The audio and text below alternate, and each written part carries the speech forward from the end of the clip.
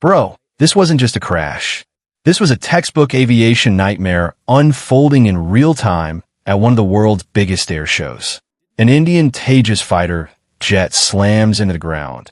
And the moment it happens, you can literally feel every pilot watching suddenly go cold.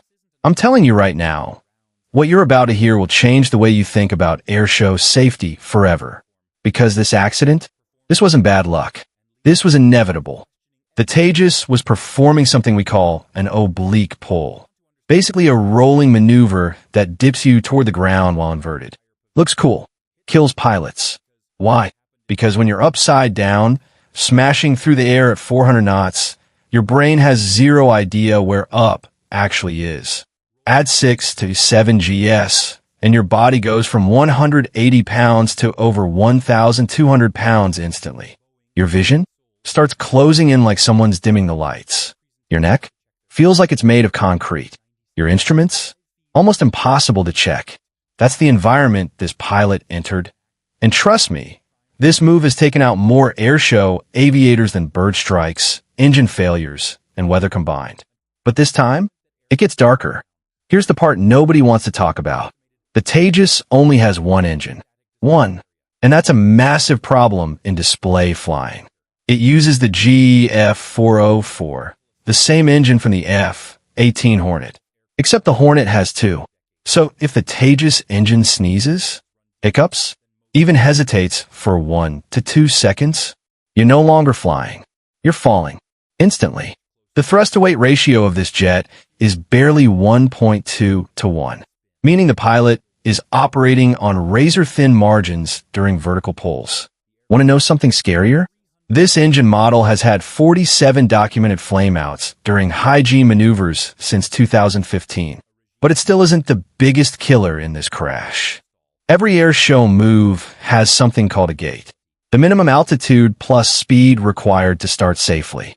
For this maneuver, Nig FT, 340 to 380 knots. The problem? Those numbers are minimums, not comfort zones.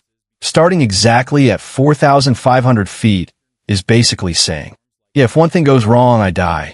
At 350 knots and 6 GS, the jet needed 3,800 feet just to recover perfectly. But because he rolled during the pull, the real number was closer to 5,000 feet. He didn't have that. Not even close. This is where the system failed him. Pilots shouldn't operate on minimums. They need ranges.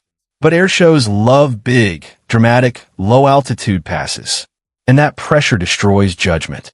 Dubai's desert looks flat. Empty. Beautiful. Deadly. Your eyes need contrast. Forests, water, buildings, anything to judge depth. The desert gives you nothing. USAF studies show pilots misjudge altitude by 400 to 600 foot over featureless terrain. Combine that with 110 degrees heat shimmer, and your vision becomes basically useless. You're pulling GS. Your head weighs 60 pounds. Your instruments are hard to read, and the ground looks further away than it actually is. This is how illusions kill pilots. Okay, this one is wild.